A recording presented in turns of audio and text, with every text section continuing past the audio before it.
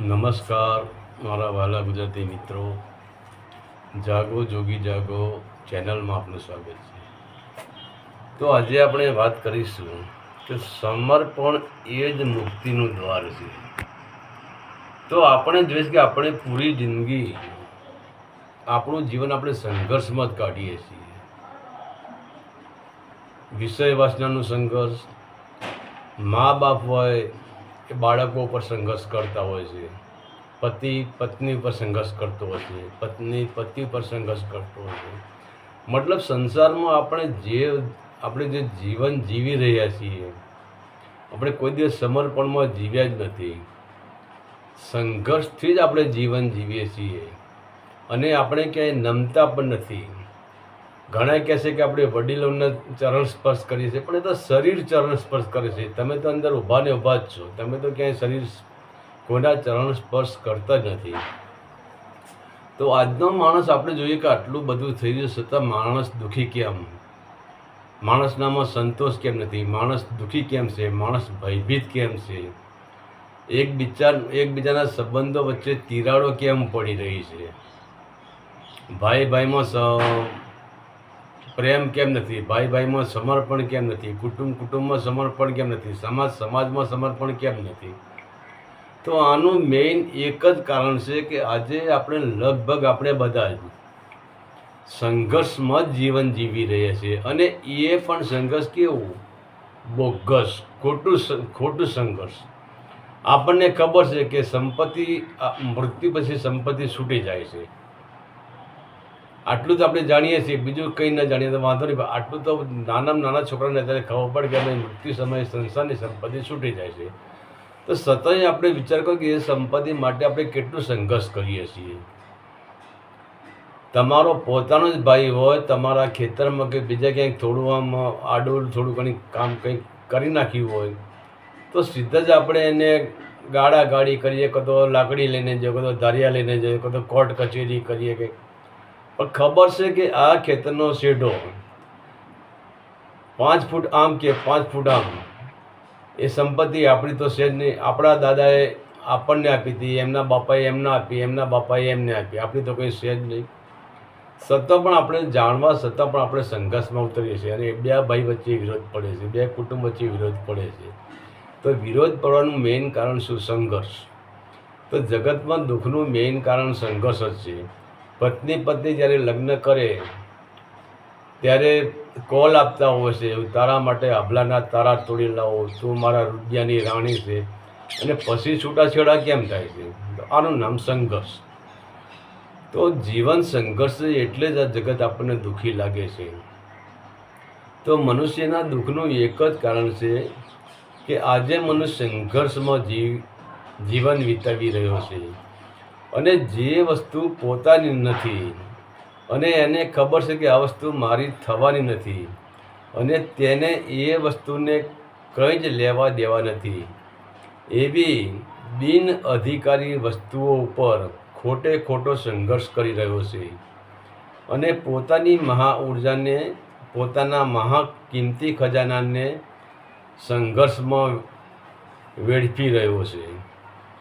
કહેવાનો મતલબ, ચંદનના કિંમતી લાકડાને આજનો મનુષ્ય રખ્યા બનાવીને વેચી રહ્યો છે.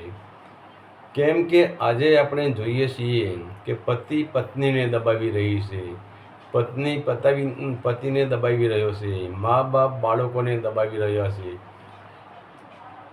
અમીર ગરીબને દબાવી રહ્યો છે, મોટો નાના માણસને દબાવી રહ્યો છે. તો આના કારણે બંને પક્ષની ઉર્જા વેડફાય છે. કેમ કે પત્નીને પતિનો ભય હોય છે, પતિને પત્નીનો ભય હોય છે, બાળકોને મા બાપનો ભય હોય છે, ગરીબોને અમીરનો ભય હોય છે. તો ભયમાં જેટલી ઉર્જા વહે છે તે બધી જ ઉર્જા નકારાત્મક બની જાય છે અને પરિણામે બંને પક્ષના ઉગ્ર સ્વભાવ થઈ જાય છે. અને એટલે જ તો પતિ પત્નીને રાગ આવતો નથી, મા બાપ અને બાળકોને રાગ આવતો નથી, અમીર અને ગરીબોને રાગ આવતો નથી. અને આના કારણે સંબંધોમાં તિરાડ પડે છે. બીજું કે આજે મનુષ્ય કામ, ક્રોધ, લોભ, મોહ અને અહંકારમાં ખોટી રીતે સંઘર્ષ કરી રહ્યો છે. મનુષ્ય જાણે છે કે આમાંથી એક પણ વસ્તુ આપણા જીવનમાં આનંદ આપી શકતી નથી. તેમ છતાં વિષય વાસનાઓમાં સંઘર્ષ કરીને પોતાની ખોટી શક્તિ વેડફી રહ્યો છે. બીજું કે સંસારની સંપત્તિ કોઈની સગી થઈ પણ નથી અને થવાની પણ નથી. તેમ છતાં સંપત્તિને એકઠી કરવા માટે પણ સંઘર્ષ કરી રહ્યો છે. એટલે કે છલ, કપટ, દગા, પ્રપંચ, અત્યાચાર અને ભ્રષ્ટાચારમાં પોતાની કિંમતી ઉર્જાને વેડફી રહ્યો છે. તો કહેવાનો મતલબ, જેમ નદીનો ગુણ છે સાગરને મળવાનો, તો નદી સાગર તરફ દોડી રહી છે. તો તમે તેને રોકવાની લાખ કોશિશ કરશો, તમે તેના ઉપર બંધ પણ બાંધી દેશો, તો પણ સમય આવે તે બંધ તૂટી જાય છે અને નદી સાગર તરફ ભાગે છે. તો જો તમે નદીના સામા પૂરમાં તરવાની કોશિશ કરશો, તો તમારે નદી સાથે સંઘર્ષમાં ઉતરવું પડે છે અને નદી સાથે સંઘર્ષ કરીને પણ તમે એના સામા પૂરમાં તરી શકવાના જ નથી અને તમે હારી જવાના છો. તમારી ખોટી ઉર્જાને તમે વેડફી નાખવાના છો. તો તમે નદીના દુશ્મન બની જવાના છો અને તમે કહેશો કે નદી મારો દુશ્મન છે, નદીને મારે કોઈ સંબંધ, મારે રાગ આવતો પણ રાગ આવે જ ક્યાંથી? જે પ્રવાહ સામેથી આવતો આમાં પ્રવાહમાં તરવાથી નુકસાન જ થાય છે. એમ સંઘર્ષમાં જ ઉતરવું પડે છે. એવી જ રીતે આપણે આજનો મનુષ્ય સામા પ્રવાહમાં તરી રહ્યો છે, સામા પ્રવાહમાં જઈ રહ્યો છે. ખબર છે, પ્રકૃતિનો પ્રવાહ એનો ગુણ છે, એનું પરિવર્તન એનો ગુણ છે. પણ આપણે દરેકને પોતાની મુઠ્ઠીમાં લેવા જઈએ છીએ, પોતાનું કરવા જઈએ છીએ. પ્રકૃતિના નિયમોને આપણે પોતાના કરવા જઈએ છીએ. તો પ્રકૃતિનો નિયમ તો આજ સુધી કોઈ બાંધી શક્યું નથી અને કોઈના બાંધ્યા રહેવાના નથી. તો આપણે ખોટા સંઘર્ષમાં ઉતરીએ છીએ. આપણે પત્ની સાથે ને પત્ની આપણા સાથે સંઘર્ષમાં ઉતરવાનું કરશું, એકબીજાને દબાવવાની કોશિશ, પણ બંને તમે પ્રેમથી જીવનમાં કંઈ તકલીફ થવાની જ નથી. તો પત્ની સાના મને પતિની ખબર રાખશે, પતિ પત્ની ખબર રાખશે. આ શું કરે છે, પેલી શું કરે છે, પેલો ક્યાં જાય છે, પેલો શું કરે છે. તો આ સંઘર્ષ, આનું નામ જ સંઘર્ષ કહેવાય. તો આપણે નદીને આપણે દુશ્મન માની બેસીએ છીએ, પરંતુ નદી કોઈનો દુશ્મન નથી. અને જો તમે નદી સાથે સમર્પણ કરશો અને નદી જે દિશામાં દોડી રહી છે તે દિશામાં તરશો, તો નક્કી એક દિવસ તે નદી તમને સાગરને મળાવી દેશે. એવી જ રીતે આપણે સંસારની કોઈ પણ વસ્તુ સાથે સંઘર્ષ ન કરીએ અને તેની સાથે એક થઈ જઈએ, એટલે કે તેને જાણી લઈએ, તો જ તેને સમર્પિત થઈ શકશું. કેમ કે તમે કોઈ વસ્તુને જાણી નથી. આપણે કામને જાણ્યું નથી, આપણે ક્રોધને જાણ્યું નથી, આપણે લોભને જાણ્યું નથી, આપણે સંસારની સંપત્તિને જાણી નથી. જો જાણી હોય, ખબર હોય આપણને કે જાણી લીધી, તો પછી આપણે શું કાંઈને ભેગી કરીએ? આપણને એટલી ખબર છે કે આપણે કે રસ્તામાંથી વીણીને ઢેકારા કેમ ભેગા કરતા નથી, સંપત્તિ કેમ ભેગી કરીએ, આટલી આપણને ખબર પડે. બીજી કંઈ ખબર પડતી નથી. આપણે સૂઈ ગયેલા જ છીએ, જાગતા જ નથી આપણે. તો તમે કામ, એટલે આજે આપણને કામનો ભય છે, ક્રોધનો ભય છે, અહંકારનો ભય છે. અને દરેક સંસારની જે વસ્તુઓ છે એ દરેક વસ્તુઓ આપણી મહા ઉર્જાને ચૂસી રહી છે, આપણી મહા ઉર્જાને વેડફી રહી છે. કારણ કે આપણે એને જાણતા નથી, એના સંઘર્ષમાં ઉતરીએ છીએ. એટલે સંઘર્ષ એટલે દુશ્મની. તો તમે ગમે તે જગ્યાએ જાઓ, તમે ખૂણામાં જઈને સંતાઈ જાઓ, તો પણ તમને દુશ્મનનો ભય તો રહેવાનો જ. અને સાથે, કેમ કે આપણે એની સાથે એક થઈ જઈએ અને જાણીએ, ત્યારે જ તેને સમર્પિત થઈ શકશું. દાખલા તરીકે તમે કામ વાસના સાથે સંઘર્ષ કરશો, તો તમારી ઉર્જા પણ ખોટી વપરાવાની છે અને તમે કામથી ભયભીત પણ રહેવાના છો. અને તમે ભાગી ભાગીને ક્યાં જવાના છો? તમે ગમે એવા ભગવા કપડાં પહેરી લો, તમે મોટા સાધુ સંત બની જાઓ, કે તમે ગમે એવા મોટા મહાગુરુ બની જાઓ, તેમ છતાં કામ વાસના તમારો પીછો છોડવાની જ નથી. અને જે પુરુષ કોઈ પણ પ્રકારની વિષય વાસના કે સંસારની સંપત્તિ કે પછી સંસારના સંબંધોને સમર્પિત થઈ ગયા, એટલે કે આ બધા પ્રવાહમાં સીધી દિશામાં કરવા લાગ્યા, અને આ બધા સંબંધોને જેને જાણી લીધા, જેને સંસારની સંપત્તિને જાણી લીધી કે આપણી ઉર્જામાં ખોટી જ વેડફાય છે, સંસારની કોઈ પણ સંપત્તિ આપણને સુખ, શાંતિ કે આનંદ આપી શકવાની જ નથી, અને આપણે આપણો કિંમતી ખજાનો ખોટો જ વેડફી રહ્યા છીએ. આપણે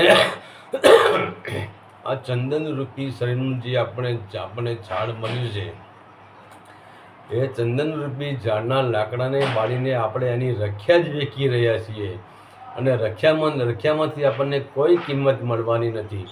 આવું જેને જાણી લીધું એને સંઘર્ષ બંધ કરી દીધો, અને એ સીધા સમર્પણમાં આવી ગયા.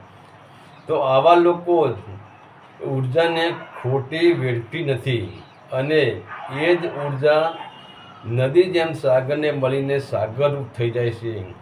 એવી જ રીતે ઉર્જા પણ મહા ઉર્જામાં મળીને પરમાત્મા રૂપ થઈ ગઈ છે. પણ ક્યારે પરમાત્મા રૂપ થઈ ગઈ? એમને આખું સ્ટેજ બદલી નાખ્યું.